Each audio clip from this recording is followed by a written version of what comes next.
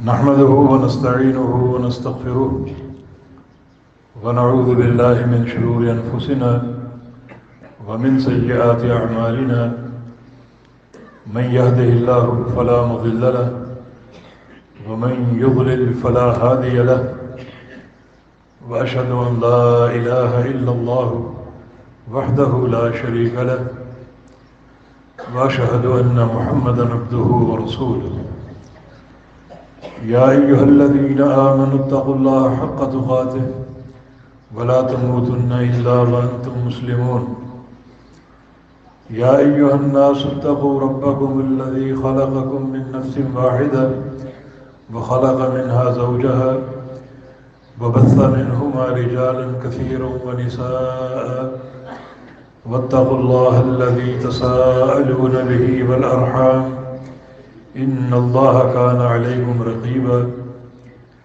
يا أيها الذين آمنوا اتقوا الله وقولوا قولا سديدا يصلح لكم أعمالكم ويغفر لكم ذنوبكم ومن يطع الله ورسوله فقد فاز فوزا عظيما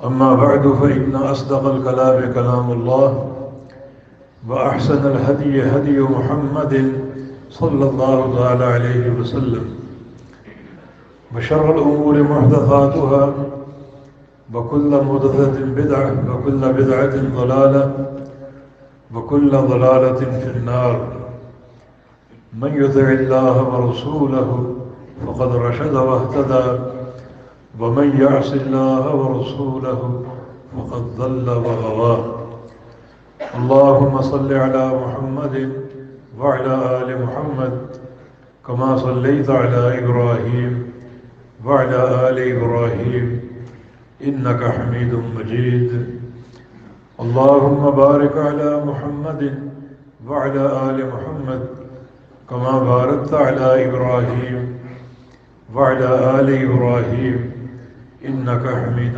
مجيد سبحانك لا علم لنا إلا ما علمتنا إنك أنت العليم الحكيم رب اشرح لي صدري ويسر لي أمري واحلل عقدة من لساني يفقه قولي لقد قال الله سبحانه وتعالى بعد أعوذ بالله من الشيطان الرجيم من همزه ونفخه ونفثه بسم الله الرحمن الرحيم ألم تر كيف ضرب الله مثلا كلمة طيبة كشجرة طيبة أصلها ثابت وفرعها في السماء تؤتي أكلها كل حين بإذن ربها ويضرب الله الأمثال للناس لعلهم يتذكرون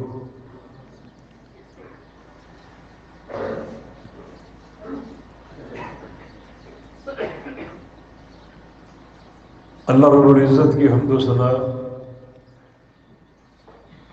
اور اس کے پیارے حبیب محمد الرسول اللہ صلی اللہ علیہ وسلم کی ذات گرامی پر ان گنت اور بے شمار درود و سلام کے بعد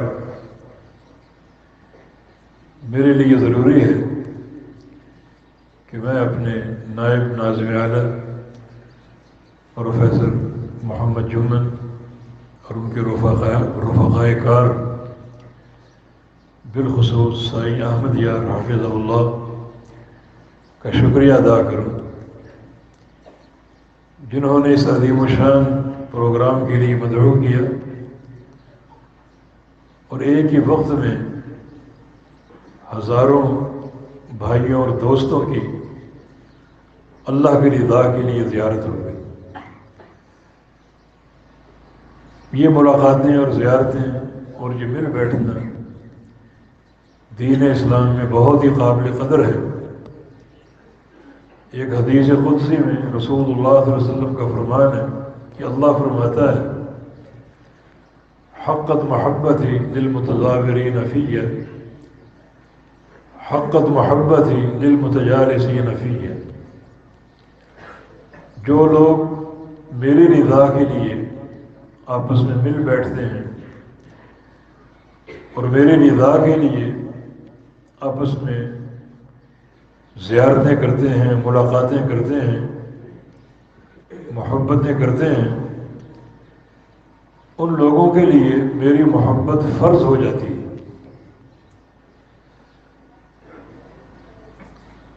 یہ ملاقاتیں اور زیارتیں اور مل بیٹھنا جس میں صرف اللہ تعالیٰ کی محبت کار فرما ہوتی ہے، اسے رسول اللہ صلی اللہ علیہ وسلم نے حلاوت ایمانی کی بنیاد قرار دیا ہے۔ صحیح بخاری کی حدیث ہے، ثلاث من کن فیہ وجد بہن حلاوت الایمان ان یکون اللہ ورسولہ احب الیہ مما سواہما وان یحب المرء لا یحبہ الا للہ۔ جس شخص کے اندر تین چیزیں پیدا ہو جائیں وہ حلاوت ایمانی پا لیتا ہے، وہ ایمان کی مٹھاس اور ذائقہ حاصل کر لیتا ہے۔ پہلی چیز یہ کہ اللہ اور اس کا رسول اس کے نزدیک دنیا کی ہر شے سے بڑھ کر محبوب ہو جائیں، اور دوسری شے یہ کہ وہ اللہ کے بندوں سے محبت کرے اور یہ محبت صرف اللہ کی رضا کے لیے ہو۔ اور تیسرا امر یہ ہے وَأَن يَكْرَهَ أَن يَعُودَ فِي الْكُفْرِ بَعْدَمَا أَنْقَذَهُ اللَّهُ كَمَا يَكْرَهُ أَن يُقْذَفَ فِي النَّارِ، کہ کفر یا کفر کا معاشرہ یا کفر کی ثقافت کی طرف لوٹنا اتنا برا سمجھے جیسے آگ میں جانا برا سمجھتا ہے۔ یہ تین چیزیں اگر پوری قوت سے پیدا ہو جائیں تو اللہ رب العزت ایسے انسان کو حلاوت ایمانی عطا فرما دیتا ہے، اور قیامت کے دن میدان محشر میں جہاں سارے اولین و آخرین جمع ہوں گے، بڑی مشکل صورتحال ہوگی۔ اس وقت اللہ تعالیٰ کا اجر سب سے پہلے جن لوگوں کو حاصل ہوگا وہ یہی لوگ ہیں۔ جب خالق کائنات کی طرف سے ندا آئے گی این المتحابون بی یا این المتحابون بجلالی، وہ لوگ کہاں ہیں جو دنیا میں محبتیں کرتے تھے میرے لیے، ان کا ملنا جلنا میرے لیے تھا، چہروں کی زیارتیں کرنا میرے لیے تھا، وہ لوگ کہاں ہیں؟ دعا ہے کہ اللہ تعالیٰ مجھے اور آپ کو اس موقع پر کھڑا ہونے کی توفیق دے دے۔ ان کے لیے دو اعزاز ہوں گے، لہم منابر من نور یغبطہم النبیون والصدیقون والشہداء، ایک تو نور کے ممبر تیار ہوں گے جن پر ان کو بٹھایا جائے گا، اس قدر اللہ تعالیٰ کا قرب حاصل ہوگا کہ انبیاء اور صدیقین اور شہداء انہیں دیکھ کر رشک کریں۔ اور دوسرا اعزاز الیوم اظلہم تحت ظلی یوم لا ظل الا ظلی، کہ آج میں انہیں اپنے عرش کا سایہ عطا فرما دوں گا، جبکہ سورج ایک میل کے فاصلے پر ہے اور گرمی اور پسینے سے برا حال ہوگا، حرارت کی شدت بڑی پریشان کن ہوگی، مگر میں انہیں پریشان نہیں ہونے دوں گا، اپنے عرش کا سایہ ان کو عطا فرما دوں گا، جبکہ قیامت کے دن اس سائے کے علاوہ کوئی سایہ نہیں ہوگا۔ تو اللہ تعالیٰ ہمیں آج کی یہ ملاقات اور یہ زیارت، یہ مل بیٹھنا اپنی رضا کے لیے قبول کر لے، اور جو ان محبتوں کے اثرات ہیں اور نتائج ہیں، اللہ پاک مجھے اور آپ کو عطا فرما دے۔ یہ اجتماع ہمارا اسی حدیث کے تناظر میں اللہ تعالیٰ کے ہاں شرف قبولیت والے، جب تک یہاں بیٹھے ہیں اللہ تعالیٰ کی رحمت ہمیں حاصل ہوتی رہے، اور جب یہاں سے بکھریں گے اپنے گھروں کو جائیں گے تو یا اللہ تو ہمیں ہمارے گناہوں سے پاک صاف کر چکا۔ جو آیت کریمہ آپ کے سامنے پڑھی ہے سورہ ابراہیم سے، اس میں اللہ تعالیٰ نے ایک مثال بیان کی،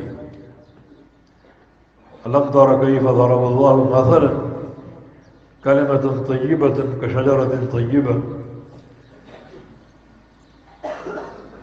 آپ نے نہیں دیکھا، آپ نہیں جانتے، اللہ رب العزت نے مثال بیان کی۔ کیسی مثال اور کس چیز کی مثال؟ کلمہ طیبہ کی، کشجرۃ طیبہ۔ کلمہ طیبہ کی مثال جو ہے وہ ایک شجرہ طیبہ، ایک عمدہ درخت کی مانند ہے۔ یہ اللہ تعالیٰ کی رحمت کی وسعت ہے کہ اس نے ہمیں سمجھانے کے لیے بہت سے اسالیب اختیار کی ہیں تاکہ حق ہم پر واضح ہو جائے اور پوری طرح دین کی حجت ہم پر قائم ہو جائے۔ یہ مثالیں ذکر کرنا، مثالوں سے سمجھانا، یہ شرعی اسلوب ہے۔ قرآن پاک میں تقریباً 43 مثالیں ہیں اللہ تعالیٰ نے جو بیان فرمائی، اور ان مثالوں کے ذریعے اللہ رب العزت نے بہت سے مسائل آشکارا کی اور واضح کی۔ مثالوں سے بات واضح ہوتی ہے، بات کو سمجھنا آسان ہوتا ہے، اور ہر بات کی حقیقت عیاں ہو جاتی ہے۔ یہ ایک بہت ہی عمدہ اسلوب ہے۔ اب اگر کہا جائے کہ شرک بہت بری چیز ہے اور شرک تباہ کن ہے اور شرک بندے کو برباد کر دینے والی شے ہے، شرک کا انجام بڑا ہولناک ہے، تو آپ اس طرح نہیں سمجھ پائیں گے جیسے اس مثال سے سمجھیں گے۔ وَمَن يُشْرِكْ بِاللَّهِ فَكَأَنَّمَا خَرَّ مِنَ السَّمَاءِ فَتَخْطَفُهُ الطَّيْرُ أَوْ تَهْوِي بِهِ الرِّيحُ فِي مَكَانٍ سَحِيقٍ۔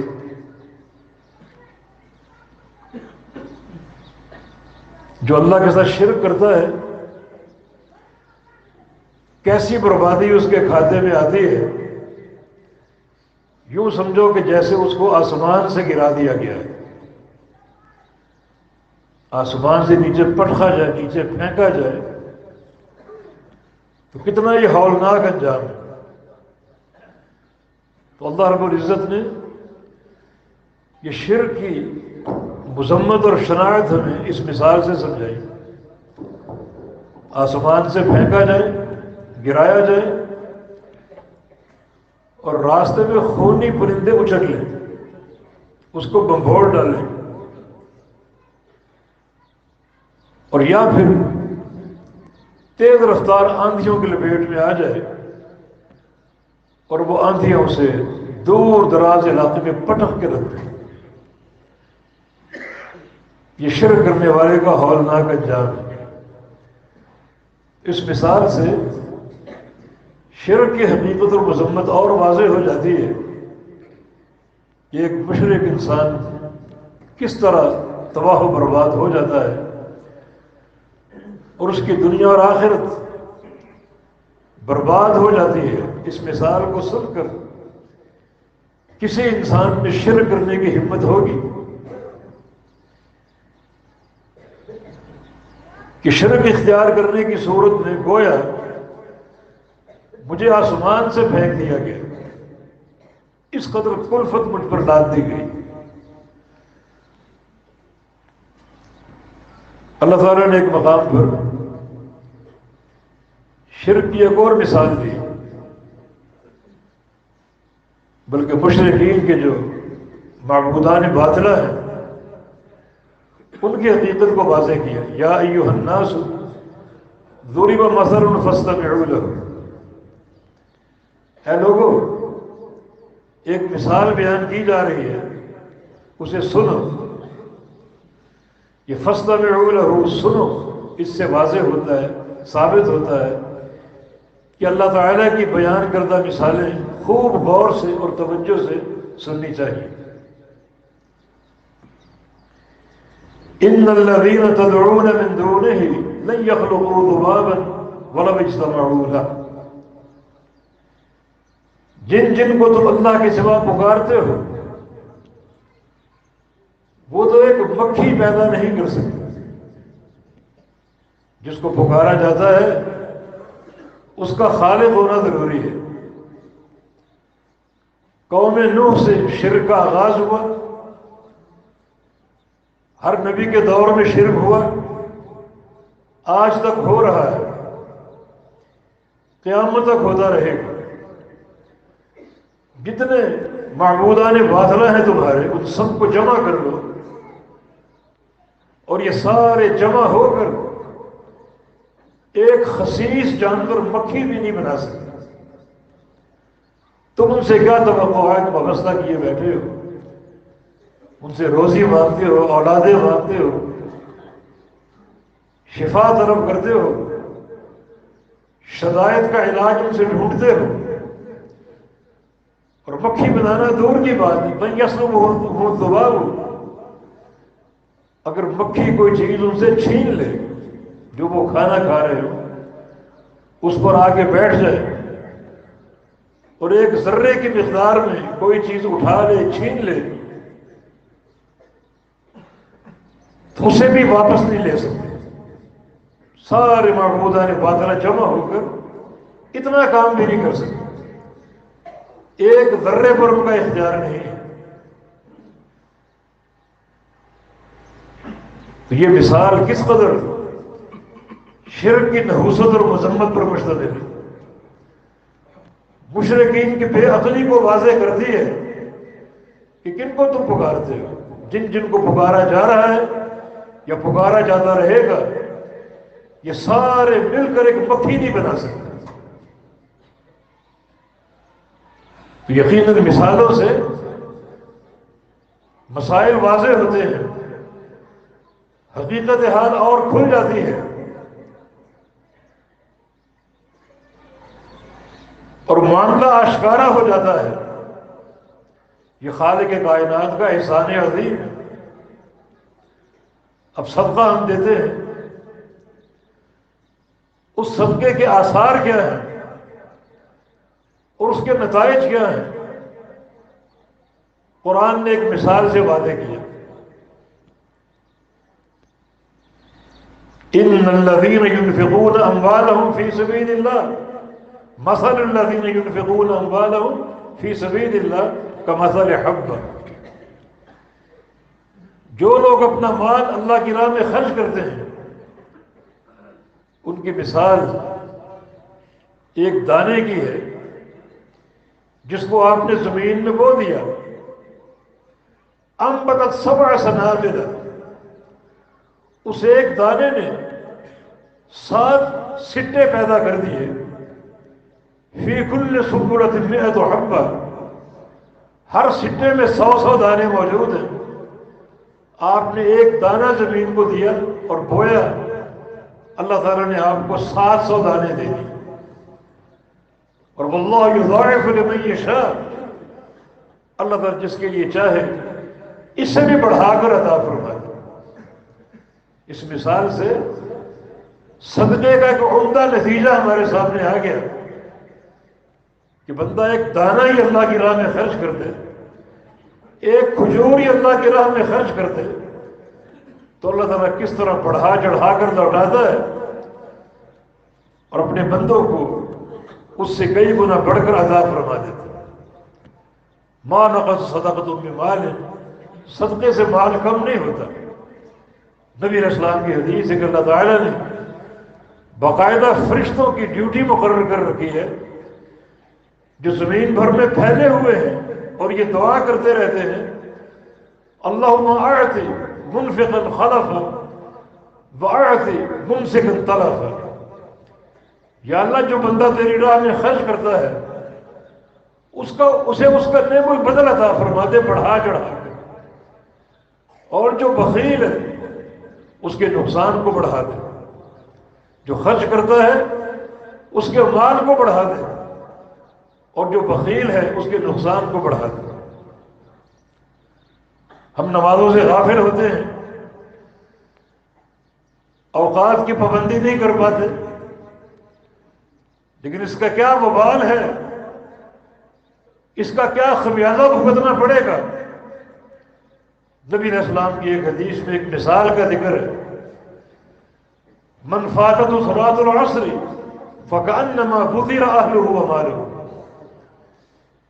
جس شخص کی عصر کی نماز لیٹ ہو جائے، عصر کی نماز تاخیر سے پڑھے، اب اس کے کھاتے میں کیا نقصان جا رہا ہے، کیا بربادی جا رہی ہے، اسے اس کا احساس نہیں ہے، مگر اس مثال سے سمجھ لے کہ گویا اس کا سارا اہل، بیوی بچے، بھائی بہنیں، ماں باپ،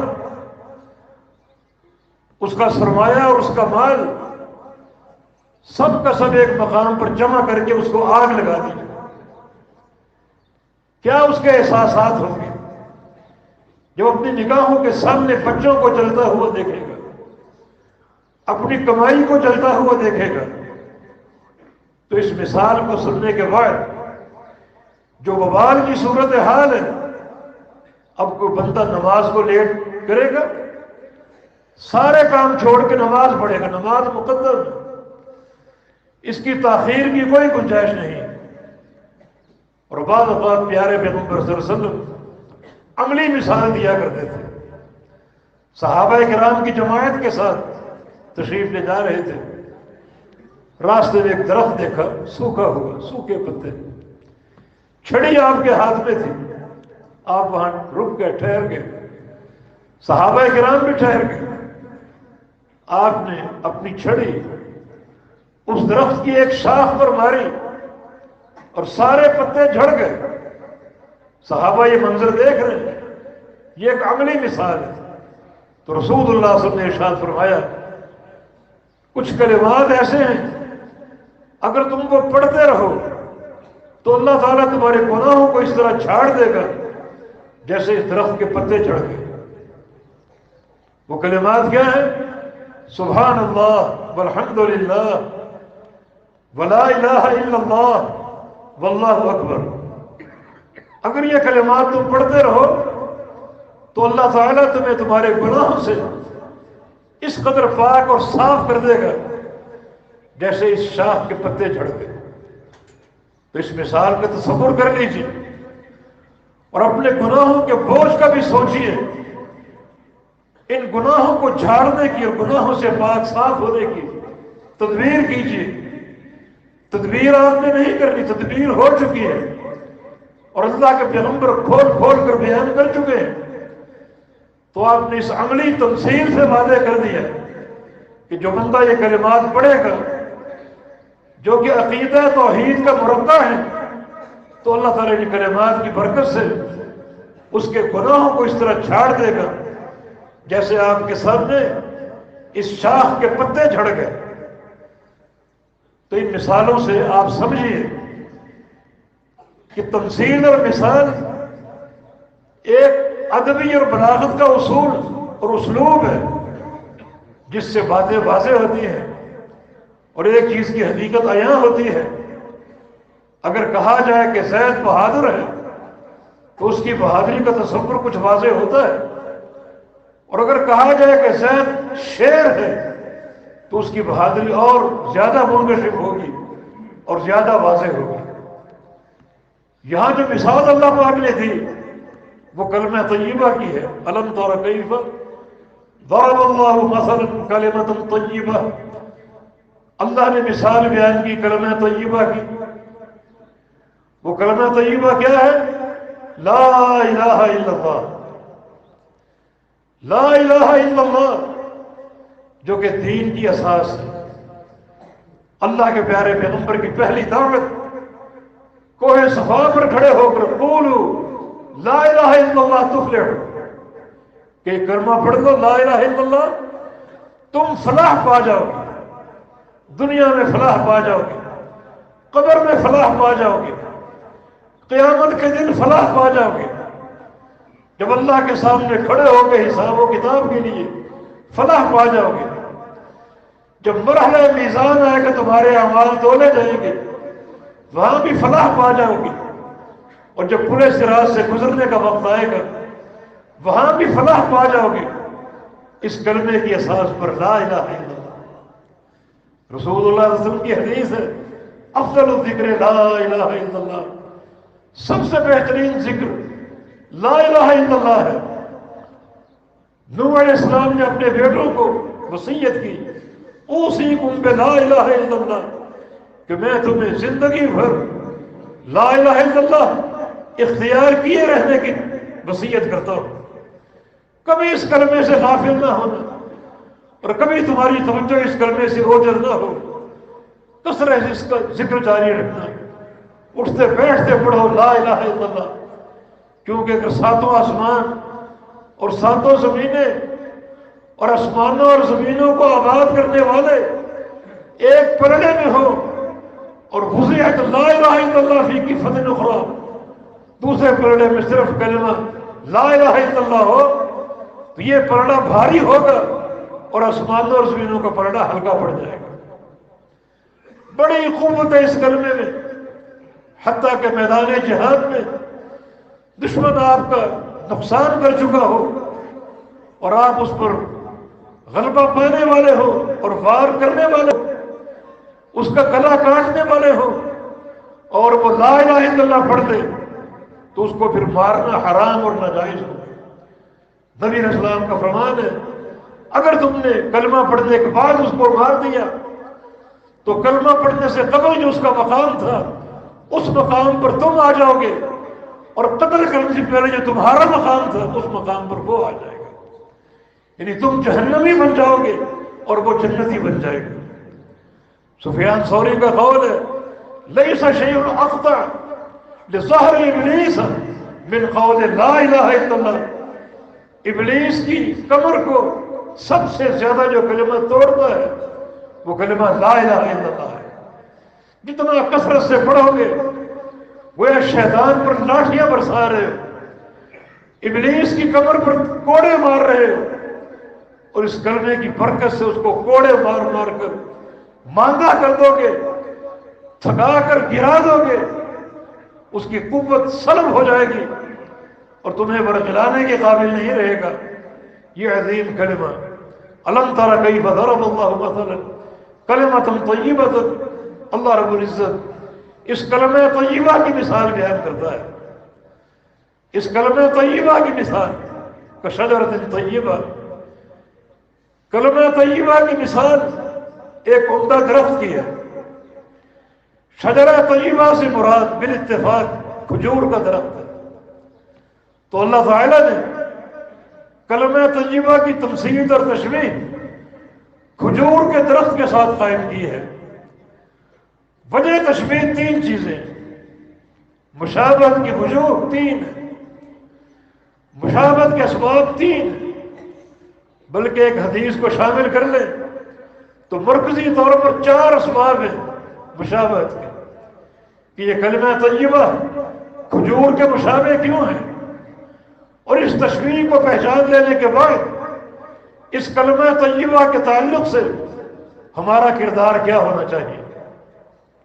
پہلی وجہ تشبیہ یہ ہے کہ اصلھا ثابت، اس شجرہ طیبہ کی اصل، جڑیں اور بنیاد انتہائی پختہ اور ثابت ہے، بہت ہی مضبوط۔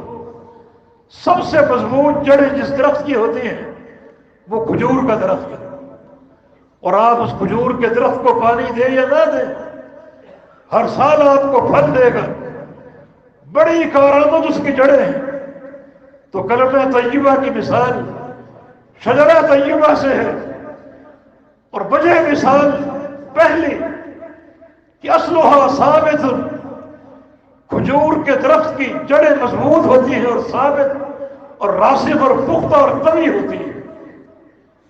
تو اس کلمہ طیبہ کو تم نے جو قبول کرنا ہے تو کھجور کا درخت بن کر مضبوط جڑوں کے ساتھ قبول کرو، مضبوط بنیادیں اس کی قائم کر لو، اس میں کوئی کمزوری نہ ہو، کوئی تساہل نہ ہو، انتہائی ثابت اور راسخ عقیدہ ہو تمہارا، انتہائی ٹھوس بنیاد قائم کرو اس کلمہ لا الہ الا اللہ ہے، تب یہ کلمہ قابل قبول ہوگا۔ کہ ہم نے اس کو کھجور کے درخت سے تشبیہ دے کر تم پر یہ بات واضح کی، تمہیں یہ سمجھایا ہے کہ تمہاری جڑیں اس کلمے کے تعلق سے اسی طرح مضبوط اور راسخ ہو، کوئی اس میں کمزوری نہ ہو اور کسی غفلت کا امکان نہ ہو۔ دوسری وجہ تشبیہ جو ہے فَرْعُهَا فِي السَّمَاءِ، اس کھجور کے پتے آسمان سے باتیں کرتے ہیں، انتہائی بلند ہوتے ہیں، جڑیں جس قدر گہری اور مضبوط ہو اس کا تنا اسی قدر طویل ہوتا ہے، اور اس کے پتے، اس کی جو شاخیں ہیں اسی قدر وہ اونچی ہوتی ہیں، آسمان سے باتیں کرتی ہوئی اوپر کو جاتے ہوئے دکھائی دیتی ہیں۔ اس سے مراد انسان کا عمل ہے کہ اس عقیدہ طیبہ کو اپنانے کے بعد اور کلمہ طیبہ کے تعلق سے اپنی جڑیں مضبوط کرنے کے بعد اپنے عمل کی سواری کو اونچا لے جاؤ، آسمان تک پہنچا دو، وہ عمل اوپر پہنچتے ہیں اور اللہ قبول بھی کرتا ہے۔ عقیدہ اگر راسخ ہو تو پھر عمل قابل قبول ہوں گے، جیسے جڑیں اگر مضبوط ہو تو پتے اوپر کو جاتے ہیں، شاخیں اوپر کو جاتی ہیں، بلندی تک پہنچ جاتی ہے۔ اس طرح ٹھوس عقیدہ ہو تو جو آپ کا عمل ہوگا وہ خوب پھیلے گا، خوب پھلے گا، اوپر کو جائے گا اور عند اللہ قابل قبول ہوگا۔ فَفَرْعُهَا فِي السَّمَاءِ، اس کی شاخیں آسمانوں کی طرف ہوگی، یہ عمل کی بلندی، عملی سواری کمزور نہ ہو۔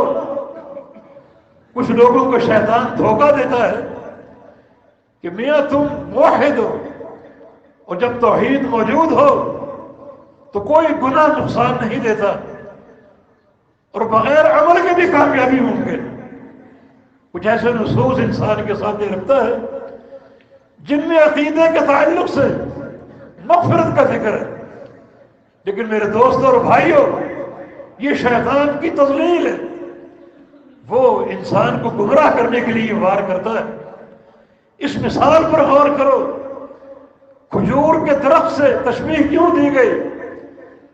تاکہ جڑوں کے ساتھ اور شاخوں کی بلندی کے ساتھ حقیقت واضح ہو جائے کہ جو شخص اس کلمے کو جانتا اور مانتا ہے ضروری ہے کہ اس کلمے کے ساتھ اس کا ٹھوس تعلق ہو اور اس کی عمل کی پرواز بھی اونچی ہو۔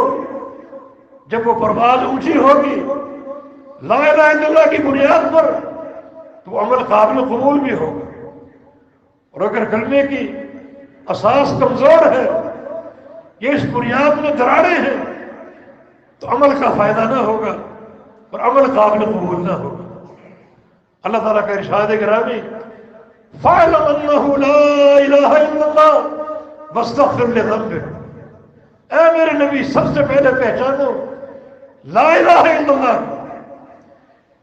جو عقیدے اور منہج کی بنیاد ہے۔ یہ کلمہ عقیدہ ہے، یہ کلمہ عمل ہے، یہ کلمہ جہاد ہے، یہ کلمہ منہج ہے، یہ کلمہ پوری زندگی کی سیاست ہے، یہ کلمہ سلطنت کی بنیاد ہے۔ سب سے پہلے اس کو پہچان لو، اور اس کو پہچاننے کے بعد واستغفر لذنبک، پھر استغفار کرو۔ اس کو پہچاننے سے قبل اگر استغفار کرو گے اس کا کوئی فائدہ نہ ہوگا۔ اللہ تعالیٰ نے اس مقام پر استغفار کا ذکر کیوں کیا؟ گناہوں کو بخشوانے کا ذکر کیوں نہیں کیا؟ کیوں کیا؟ کیونکہ اللہ تعالیٰ کے نزدیک جو بندے کا سب سے پیارا عمل ہے وہ توبہ کرنا ہے. اللہ افرح بتوبۃ عبدہ، اللہ تعالیٰ سب سے زیادہ خوش ہوتا ہے اپنے بندے کی توبہ سے. سب سے بڑھ کر اللہ تعالیٰ کو خوشی کب ہوتی ہے؟ جب بندہ گناہ کرنے کے بعد توبہ کر لے. تو اتنا پیارا عمل بھی کلمہ لا الہ الا اللہ کی اساس کے بغیر ناقابل قبول ہے. پہلے اس کو پہچانو پھر توبہ کرو.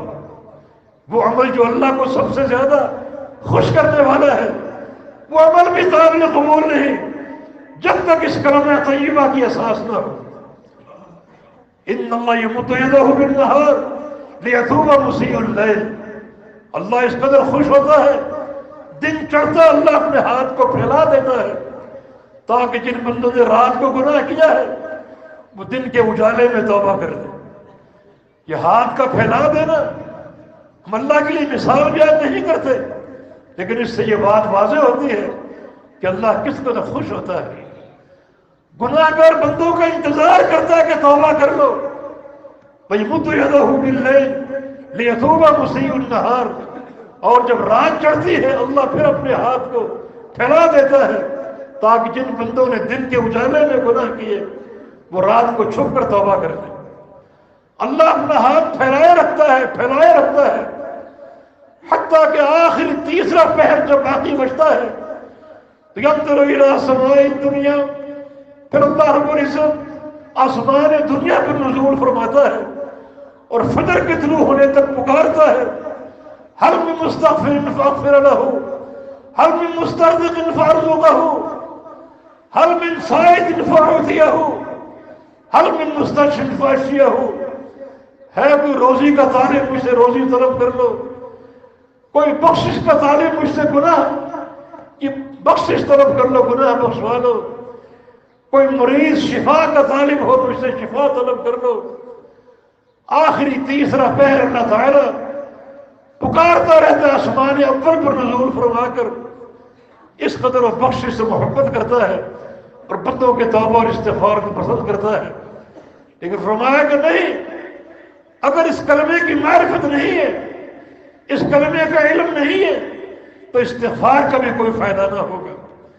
تمہارے گناہ بھی قطعاً نہ بخشے جائیں گے جب تک اس کلمہ لا الہ الا اللہ کو نہ پہچان لیں. فَلَمْ تَرَ كَيْفَ ضَرَبَ اللَّهُ مَثَلًا كَلِمَةً طَيِّبَةً كَشَجَرَةٍ طَيِّبَةٍ. دیکھو اللہ نے کیسی مثال بیان کی کلمہ طیبہ کی تمہیں سمجھانے کے لیے کہ کلمہ لا الہ الا اللہ کیا ہے، اس کے آثار کیا ہیں، اس کے نتائج کیا ہونے چاہیے، اور اس کلمے کو پڑھ کر تمہاری زندگیوں میں کیا انقلاب برپا ہونا چاہیے. یہ کلمہ طیبہ جس کی جڑیں مضبوط ہوتی ہیں، زمین میں گہری ہوتی ہیں، تو اس کی جڑوں کو ٹھوس کر لو. کلمہ طیبہ کی اس عقیدے کو ٹھوس بنا لو گہرائی کی حد تک، انتہائی رسوخ اور انتہائی ثبات کے ساتھ. یہ ثبات ہی کارآمد ہوگا. اس نتیجے کو اچھی طرح سمجھ لو اور پہچان لو. فرمایا کہ یثبت اللہ الذین آمنوا بالقول الثابت فی الحیات الدنیا وفی الآخرہ. اللہ رب العزت اہل ایمان کو ثبات دیتا ہے، ان کے قدموں کو مضبوط کر دیتا ہے بالقول الثابت، قول ثابت کی برکت سے. کہاں کہاں؟ دنیا کی زندگی میں اور مرنے کے بعد بھی. دنیا کی زندگی میں اللہ تعالیٰ اگر اس کلمے سے گہرا تعلق پیدا کر لو گے مضبوطی اور رسوخ کے ساتھ، تو اللہ تعالیٰ تمہیں ثابت قدمی عطا فرما دے گا. ایسی ثابت قدمی کہ کوئی دنیا کی طاغوتی طاقت تمہیں توحید سے برگزا نہ سکے گی، برگشتہ نہ کر سکے گی. توحید کے ڈاکو قدم قدم پر موجود ہوں گے. کسی کا رخنہ توحید الوہیت میں ہوگا، کسی کا رخنہ توحید ربوبیت میں ہوگا، اور کسی کا رخنہ توحید اسماء و صفات میں ہوگا. لیکن اگر تم پوری گہرائی کے ساتھ، پورے فہم اور علم اور ادراک کے ساتھ اس کلمے کو اختیار کر لو گے تو اللہ تعالیٰ تمہیں ایسی ثابت قدمی دے گا کہ نہ شیطان کا وار کارگر ہوگا اور نہ ہی کوئی دنیا کی تحریک اور طاقت تمہیں عقیدہ توحید سے برگشتہ کر سکے گی اور دور کر سکے گی. اور پھر مرنے کے بعد بھی اللہ تعالیٰ ثبات عطا فرما دے گا. قبر میں جاؤ گے ہر طرف سے عذاب تم پر حملہ کرنے کی کوشش کرے گا، مگر اس کلمے کی برکت سے اور جو تم نے اذکار کیے، اعمال صالحہ کیے، وہ تمہارا دفاع کریں گے. فرشتے پہنچ جائیں گے سوال کرنے کے لیے. اللہ تعالیٰ وہاں بھی ثابت قدمی عطا فرما دے گا. اور قیامت کے دن بھی بہت سے مراحل ہیں جہاں پر ثبات کی ضرورت ہے، قدموں کی پختگی کی ضرورت ہے، وہ بھی تم کو مل جائے گی، حاصل ہو جائے گی، لیکن بالقول ثابت، قول ثابت کی برکت سے. اور یہ قول ثابت کیا ہے؟ عبداللہ بن عباس کا قول ہے، وہ قول ثابت لا الہ الا اللہ. یہ ثبوت اپنے اندر پیدا کرو، اس کلمے کو سمجھ کر اس کے ادراک کے ساتھ. ادراک بڑا آسان ہے، کوئی مشکل کام نہیں ہے. تو آپ کو پہاڑ کھودنے کی دعوت نہیں دی جا رہی، بلکہ صرف دو بنیادی نقطوں کو سمجھ لو. یہ لا الہ الا اللہ، اس کے دو ارکان ہیں. لا الہ ایک رکن ہے اور الا اللہ دوسرا رکن ہے. بس یہ دو ارکان ہے کلمے کے، ان کو پہچان لیں. لا الہ رکن نفی ہے، جس کا معنی ہے کوئی معبود نہیں. اس کو پہچان لو، اور پہچاننے کے بعد اس پر ڈٹ جاؤ اور جم جاؤ اس پر کہ کوئی معبود نہیں. اب نہ کوئی زندہ، نہ کوئی مردہ، نہ کوئی زمین کے اوپر، نہ کوئی زمین کے اندر، نہ کوئی لاہوری سرکار، نہ کوئی پاک پتن کی سرکار. کوئی سرکار نہیں، کوئی معبود نہیں، کوئی پکارے جانے کے لائق نہیں، کوئی مشکل کشا نہیں، کوئی حاجت روا نہیں. یہ کلمہ لا الہ نفی کی بنیاد.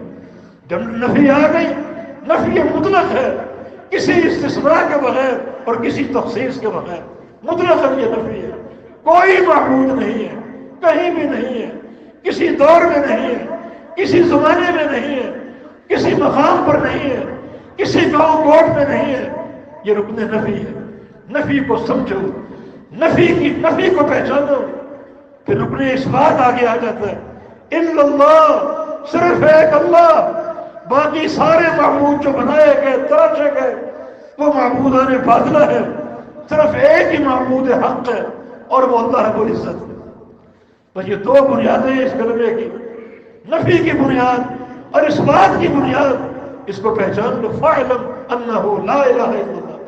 اس کلمے کو پہچان لو، اور پہچان لینے کے بعد اس کو ڈٹ جاؤ اور جم جاؤ. رکن نفی کو اختیار کر لو، رکن اثبات کو اختیار کر لو.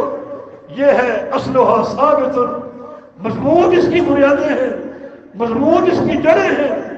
مضبوط بناؤ. پھر یہ کلمہ سرسری نہیں ہے، یہ کلمہ ایسی گواہی نہیں ہے کہ تم اس گواہی کو بغیر فہم کے ادا کرتے رہو. گواہی کا فہم ضروری ہے. اگر آپ عدالت میں کھڑے ہوں، وکیل آپ پر جرح کرے، گواہی دینے آپ گئے ہیں، اور آپ کو گواہی کا علم نہ ہو تو آپ کی گواہی مسترد ہو جائے گی. اس کی آپ کو سزا مل سکتی ہے. یہ تو دنیا کی گواہیاں ہیں، جبکہ توحید کی گواہی اعظم الشہادہ ہے. کائنات کی سب سے بڑی گواہی، اللہ رب العزت کی وحدانیت کی گواہی، یہ بغیر علم کے کیسے قابل قبول ہوگی؟ علم حاصل کرو، ادراک حاصل کرو، اس علم اور ادراک پر پوری قوت کے ساتھ چل جاؤ. جیسے کھجور کے درخت کی جڑیں ہوتی ہیں، بڑی مضبوط جڑیں، ان مضبوط جڑوں کی طرح اس کلمے کا عقیدہ اختیار کر لو اور ٹھوس ہو جاؤ، ٹھوس بنیادیں اختیار کر لو. فَرْعُهَا فِي السَّمَاءِ. اور پھر اس کی جڑیں جب مضبوط ہوئیں تو اس کی شاخیں اور پتے آسمانوں کی طرف دراز ہو چکے. اب جو عمل کرو گے اوپر کو جائیں گے اور اللہ کے ہاں قابل قبول ہوں گے. اللہ ان اعمال کو مسترد نہیں کرے گا، بلکہ ان اعمال کو قبول کرے گا. مگر ساتھ ساتھ یہ حقیقت بھی سمجھو کہ خالی کلمے کی معرفت اور لا الہ الا اللہ پر جم جانا کافی نہیں، عمل صالح کی بھی ضرورت ہے. تلک الجنۃ التی اورثتموها بما کنتم تعملون. تمہیں جنت کی وراثت دی جائے گی تمہارے عمل کی برکت سے. عمل کرو. اللہ کے پیارے جو عمل نہیں کرتے، ان سے بڑھ کر موحد کون ہو سکتا ہے؟ ان سے بڑھ کر توحید کا پرچار کرنے والا کون ہو سکتا ہے؟ ان سے بڑھ کر عقیدے کا فہم کسے ہو سکتا ہے؟ ان سے بڑھ کر کھجور کے درخت کی طرح ٹھوس اس کلمے کی جڑیں کس کی ہو سکتی ہیں؟ لیکن پیارے پیغمبر کی حیات مبارکہ کا آخری ایام ہے اور آپ کو مسجد لے آیا جا رہا ہے، دو بندے سہارا دے کر آپ کو چلا رہے ہیں، قدموں میں جان نہیں ہے، چل نہیں سکتے، قدم زمین پر گھسٹ رہے ہیں، اور اس حالت میں بھی آپ مسجد کی طرف جا رہے ہیں نماز ادا کرنے کے لیے، تو عمل کی کس قدر حاجت ہے؟ یہ شیطان کی ایک سازش ہے، اس کا ایک وسوسہ ہے جو پیدا کرتا ہے کہ تم تو موحد ہو، تمہاری بخشش توحید کی برکت سے ہو جائے گی، عمل کی ضرورت نہیں ہے۔ لیکن نہیں، اللہ تعالیٰ نے اس عظیم الشان مثال کے ذریعے عمل کی اہمیت کو اجاگر کیا کہ خالی کھجور کی جڑیں کافی نہیں ہے، صرف جڑیں ہو باقی کچھ نہ ہو تو کیا وہ کارآمد ہوگا درخت؟ نہیں، اصلها ثابت فرعها فی السماء، اس کی جڑیں زمین میں گہری ہیں اور شاخیں اور پتے آسمان کی طرف ہیں جو کہ عمل کی نشاندہی کرتے ہیں۔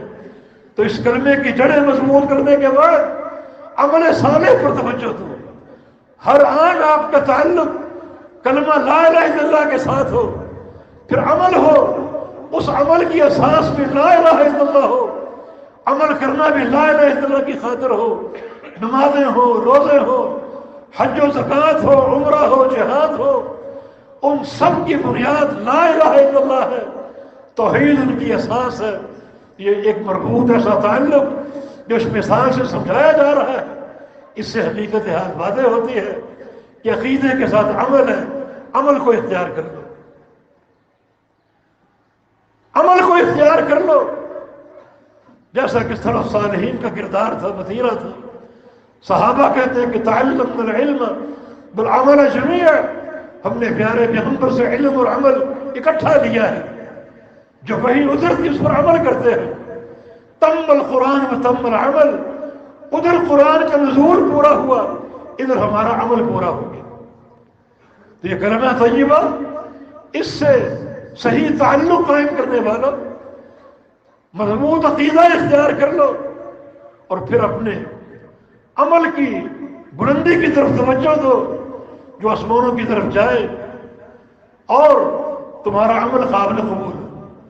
ہم نے ایک چوتھی چیز کا ذکر کیا تھا ایک حدیث کی روشنی میں، ایک مجلس میں رسول اللہ صلی اللہ علیہ وسلم تشریف فرما تھے، آپ نے صحابہ سے ایک سوال کیا، ان من الشجر شجرۃ، ایک درخت ہے، مثلھا کمثل المؤمن، اس کی مثال ایک مومن موحد کی ہے۔ وہ درخت ایک مومن جیسا ہے، ایک موحد جیسا ہے، اس کی ایک نشانی ہم بتا دیتے ہیں، لا يتحات ورقها، اس کے پتے نہیں جھڑتے، اس کے پتے نہیں گرتے۔ حدثونی ما ہی، ذرا مجھے بتاؤ وہ درخت کیا ہے، وہ کون سا درخت ہے؟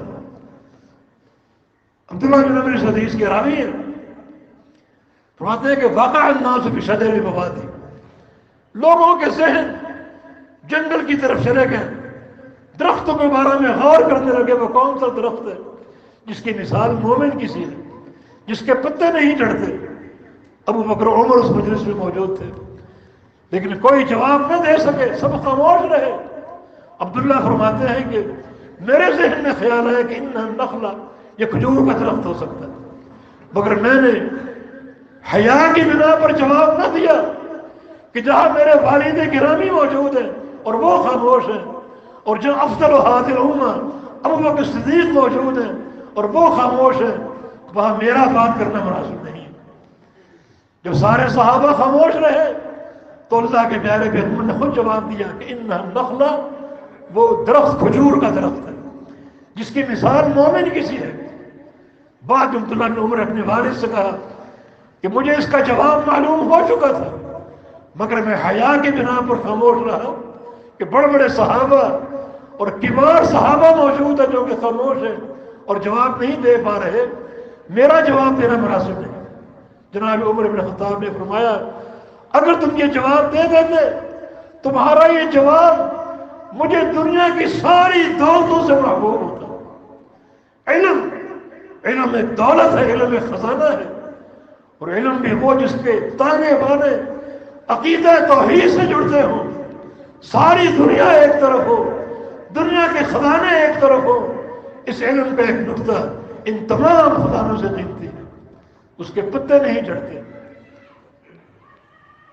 تو اس درخت کی مثال ایک مومن موحد کی ہے جس کا سینہ لا الہ الا اللہ کے نور سے روشن ہے، پتے نہیں جھڑتے اس درخت کے۔ اس کا معنی کیا ہے؟ پتوں کا اونچا ہونا اور پتوں کا نہ جھڑنا۔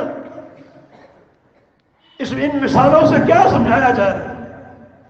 ایک تو کلمہ طیبہ کی برکت سے عمل اوپر کو پرواز کرتے ہیں، بلندی کی طرف جاتے ہیں، اور دوسرا پتے نہیں جھڑتے، مانا وہ عمل ضائع نہیں ہوتے، دعائیں مسترد نہیں ہوتی۔ اگر تم اس کلمے سے صحیح معنی میں تعلق جوڑو گے، صحیح معنی میں تعلق قائم کرو گے، تمہارے عمل اوپر کو پرواز کریں گے اور جڑیں گے نہیں، گریں گے نہیں، بلکہ قائم رہیں گے۔ اللہ ان کی حفاظت کرے گا۔ دعائیں کرو گے رد نہیں ہوں گے، اللہ قبول کرے گا۔ یہ اس کلمہ طیبہ کی برکت ہے، اور اس کلمہ طیبہ کی بنیاد پر عمل کرنے کی اور دعائیں کرنے کی برکت ہے۔ دعائیں قبول ہوں گی، عمل قابل قبول ہوں گے، اور کوئی چیز مسترد نہیں ہوگی۔ بہت بڑی بشارت ہے، ورنہ قرآن کہتا ہے بسم اللہ الرحمن الرحیم هل اتاک حدیث الغاشیہ وجوہ یومئذ خاشعہ عاملۃ ناصبہ۔ آؤ تمہیں قیامت کی خبر دے، بڑی ہولناک خبر۔ اس دن بہت سے چہرے ذلیل ہوں گے، کالے اور سیاہ ہوں گے، گرد و غبار کی تہیں جمی ہوں گی۔ کیا ان کا قصور ہے؟ یہ لوگ بد کردار تھے؟ فرمایا نہیں، با کردار تھے۔ عاملۃ، عمل کرنے والے، اور ناصبہ، عمل کر کر کے تھک جانے والے، بے تحاشا عمل کرنے والے، لیکن تصلی نار حامیہ، دہکتی جہنم کی آگ کا لقمہ بن جائیں گے۔ جہنم کے کوئلے اور جہنم کے شعلے انہیں پسند کر دیں گے۔ حالانکہ عمل کرتے تھے، عمل کر کر کے تھک جاتے تھے، ریاستیں کرتے تھے، دین کی خاطر ٹکرے مارتے تھے، مگر عمل قابل قبول نہیں۔ وجہ کیا ہے؟ وجہ یہ کہ جو مثال اللہ نے بیان کی کلمہ طیبہ کی، اس مثال کے جو آثار اور نتائج ہیں ان پر یہ غور نہیں کرتے تھے۔ عقیدے میں دراڑ آ جائے، عمل میں اگر خلاف سنت راستہ اپنا دو، ساری محنتیں رائے گاہ ہیں اور ساری کوششیں بیکار ہیں۔ لیکن ایک مومن موحد کی مثال، اگر کلمہ طیبہ صحیح فہم کے ساتھ قبول کر کے گہرائی اور مضبوطی کے ساتھ تعلق قائم کر لو گے، اور عمل کی شاخیں سنت مصطفیٰ کی اساس پر آسمان کی طرف دراز کرو گے، کوئی نیکی نہیں گرے گی، کوئی دعا رد نہیں ہوگی، ہر عمل قابل قبول ہوگا، ہر دعا عند اللہ قابل قبول ہوگی۔ اللہ تمہارے اعمال کی حفاظت کرے گا۔ نبی علیہ السلام کی واضح حدیث کے مطابق کچھ بندوں کے اعمال ایسے ہوتے ہیں کہ اللہ تعالیٰ ایک قیمتی دستاویز میں ان اعمال کو لکھ کر اپنی مہر لگا کر محفوظ کر دیتا ہے۔ اللہ کی مہر کو دنیا کی کوئی طاقت توڑ نہیں سکے گی۔ یہ مہر اسی عقیدہ توحید کی اساس پر لگتی ہے، عقیدے کے فہم کی اساس پر لگتی ہے کہ اللہ عمل کی حفاظت کرتا ہے۔ نبی علیہ السلام کے ایک حدیث ہے کہ ایک بندے نے ایک کھجور اخلاص کے ساتھ خرچ کی۔ اخلاص میں عقیدہ شرط ہے، اخلاص میں ریاکاری سے بچنا شرط ہے۔ اخلاص کے ساتھ خرچ کر کے وہ بھول چکا، اللہ تعالیٰ نے اس کھجور کو اپنے دائیں ہاتھ میں رکھ لیا۔ یربیہا کما یربی احدکم فلوہ، اور اللہ اس کو پالنا شروع کر دیتا ہے جیسے تم اپنے جانور کے بچے کو پالتے ہو۔ آہستہ آہستہ وہ بڑھتا ہے، مگر کھجور تو قیامت تک بڑھے گی، قیامت تک پھلتی رہے گی، حتیٰ تصیر مثل احد، حتیٰ کہ قیامت کے جب بندہ اپنے میزان کی طرف بڑھے گا اپنے ترازو کو دیکھے گا جہاں اعمال تولے جائیں گے، یہ کھجور ایک پہاڑ کے مانند اس کے ترازو میں پڑی ہوگی۔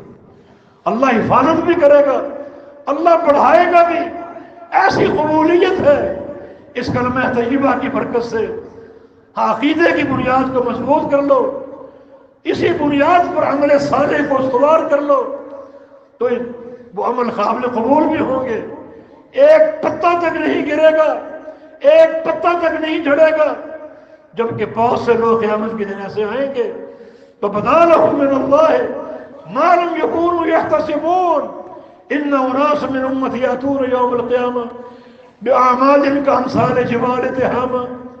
میری امت کے کچھ لوگ قیامت کی دن آئیں گے عمل لے کر، اور وہ عمل پہاڑوں کی چوٹیوں کی طرح، پہاڑوں کی چوٹیوں کی طرح۔ آپ کبھی مری گئے ہوں، بلندی پر چڑھ کر چوٹیوں کو دیکھیں، ایک چوٹی، دوسری چوٹی، تیسری چوٹی، ہر چوٹی دوسری سے اونچی اور بلند۔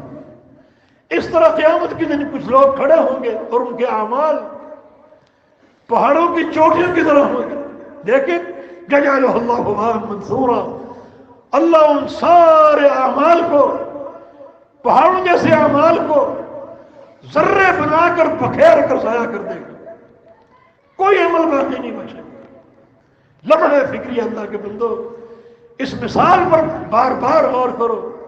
الم تر کیف ضرب اللہ مثلا کلمۃ طیبۃ کشجرۃ طیبہ، کہ کلمہ طیبہ شجرہ طیبہ کی مانند ہے۔ جاؤ کھجور کے درخت کے پاس جا کر اس پر غور کرو، تؤتی اکلھا کل حین باذن ربھا، یہ درخت اپنے پھل دیتا ہے ہر وقت، ہر چیز اس کی مفید ہی مفید ہے، جڑیں بھی مفید ہیں، تنا بھی مفید ہے، شاخیں بھی مفید ہیں، پتے بھی مفید ہیں، پھل بھی مفید ہیں۔ پھل کچا ہو تو کھانے کے قابل ہے، پک جائے تو کھانے کے قابل ہے، سوکھ کر چوہارا بن جائے تو کھانے کے قابل ہے۔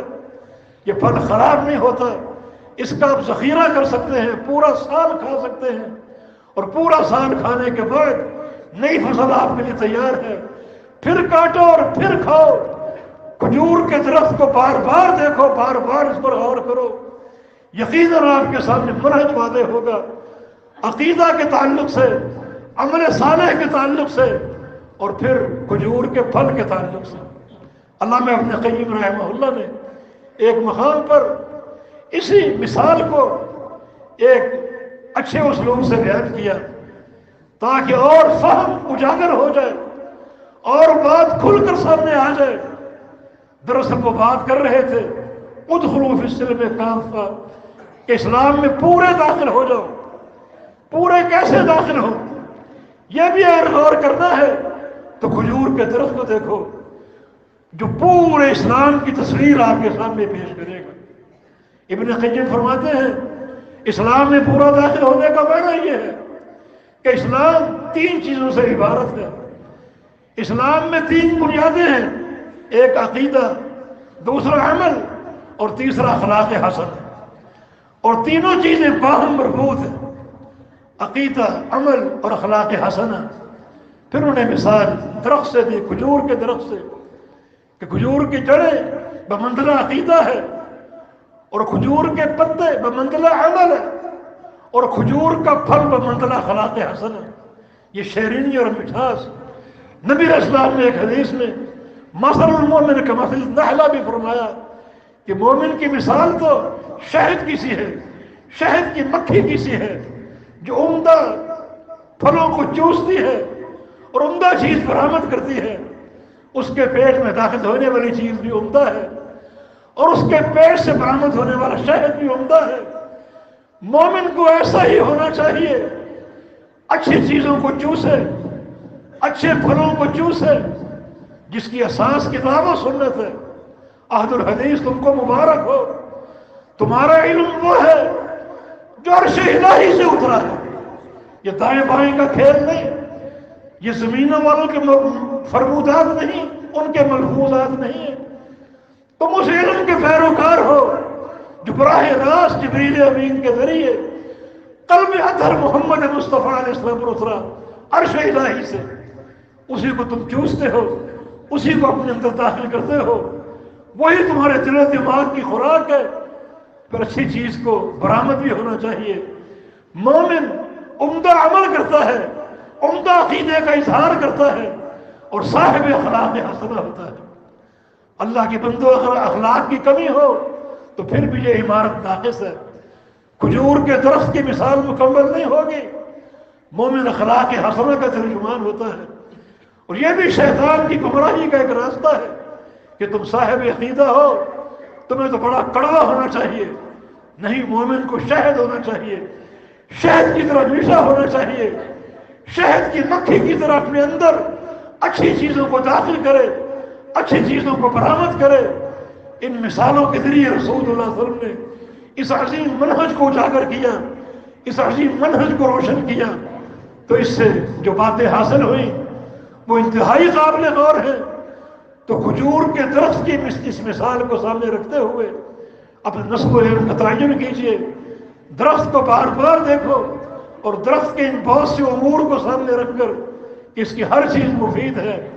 مومن بھی ایک کھجور کا درخت بن جائے جو لوگوں کے لیے فائدے کا باعث ہو، دور والوں کے لیے سایہ مہیا کرے، اور جو قریب آئے اس کو پھل کھلائے۔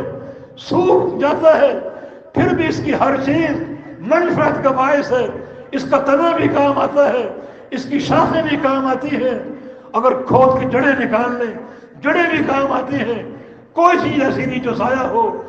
مومن بھی ایسا پاکردار ہو، اس کی کوئی چیز ضائع نہ ہو، مٹھاس ہی مٹھاس ہو، عقیدے کی قوت ہو، عمل صالح کی برکت ہو، اور اخلاق حسنہ کی مٹھاس ہو۔ یہ ساری چیزیں مل کر ایک مومن کی کامیابی پر منتج ہوں گی، اور ایک مومن کی کامیابی جو ہے وہ اللہ کے ہاں دلوائے گی۔ یہ مثال بہت سے پہلوؤں سے قابل غور ہے۔ کھجور کے درخت کو آپ بار بار دیکھتے ہیں، اللہ کی شان سامنے آتی ہے، اور اس درخت کو دیکھ کر یقیناً ہمیں اصلاح کا موقع مل سکتا ہے، اور اس کے مطابق اپنی زندگی کو ہم استوار کر سکتے ہیں۔ والتوفیق بإذن اللہ تعالی۔ اللہ پاک ہمیں عقیدے کا رسوخ عطا فرما دے، اللہ پاک ہمیں عمل صالح کی برکات سے مالا مال فرما دے۔ یا اللہ ہم سے راضی ہو جا، اپنی رحمت عطا فرما دے، ہمارے گناہوں کو بخش دے۔ یا اللہ یہ جو وبا پھیلی ہوئی ہے اس کو ہمارے ملک سے اور ہر اسلامی ملک سے اس کو اٹھا لے، ہمیں عافیت کی زندگی عطا فرما دے، مریضوں کو شفا عطا فرما دے۔ اللہ تعالی ہمیں عمل صالح کی توفیق عطا فرما دے، ہمارے سینوں کو علم سے، علم نافع سے منور فرما دے۔ اقول قولی هذا واستغفر اللہ لی ولکم وآخر دعوانا ان الحمد للہ رب العالمین۔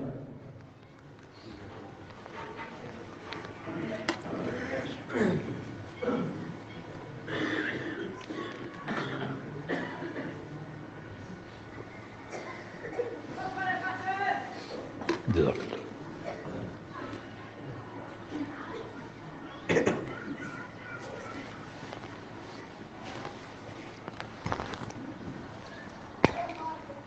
الحمد للہ والصلاة والسلام علی رسول اللہ وبعد۔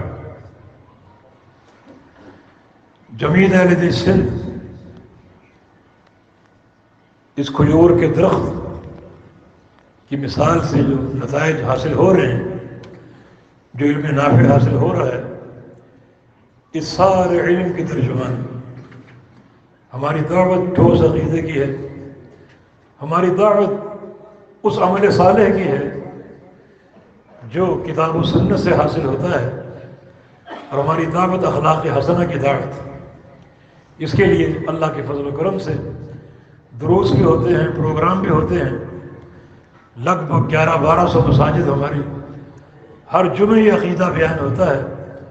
ہمارے دعات اور مبلغین اپنے اپنے مراکز میں شب و روز اسی دعوت کی ترجمانی کر رہے ہیں، اور بحمدللہ جو منہج جمیع اہل سندھ کا ہمیں اپنے شیخ اور اپنے مربی شیخ العرب والعجم علامہ بدیع الدین شاہ راشدی رحمہ اللہ سے حاصل ہوا، اور جو ان کی تربیت کے نقوش ہیں وہ اجاگر کرنے کی کوشش ہوتی ہے۔ شاہ صاحب رحمہ اللہ دیار سندھ میں خاص طور پہ اور عمومی طور پر پورے پاکستان میں، بلکہ دنیا کے بے شمار علاقوں میں اسی عقیدے کی ترجمانی کرتے رہے ہیں۔ اسماء و صفات کے تعلق سے میں اپنے شیخ کو علامہ ابن تیمیہ رحمہ اللہ کے جانشین سمجھتا ہوں، جنہوں نے اس علم کی شمع کو روشن کیا، منور کیا اور چراغوں سے چراغ جلائے، اور آج یہ انہی کے الحمدللہ آثار اور محنتوں کے نتائج ہیں۔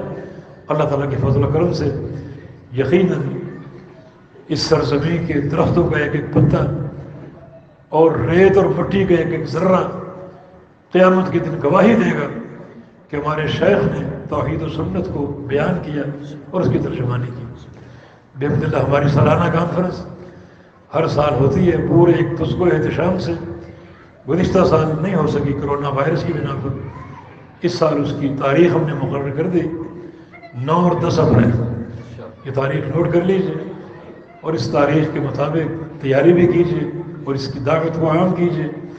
انشاءاللہ بڑا صدقہ جاریہ آپ سب کے لیے ہوگا، اور اللہ سے دعا ہے کہ اللہ تعالیٰ اس وقت حالات سازگار ہوں تاکہ یہ کانفرنس منعقد ہو سکے، اور بالفرض اگر حالات میں کوئی اونچ نیچ ہوئی اور بعض اوقات تحفظات گورنمنٹ کے عوامر کے سامنے ہوتے ہیں تو پھر نیا اعلان کر دیا جائے گا، لیکن اب تک انشاءاللہ ایک عزم راسخ ہے کہ 9-10 اپریل کو یہ کانفرنس منعقد ہوگی۔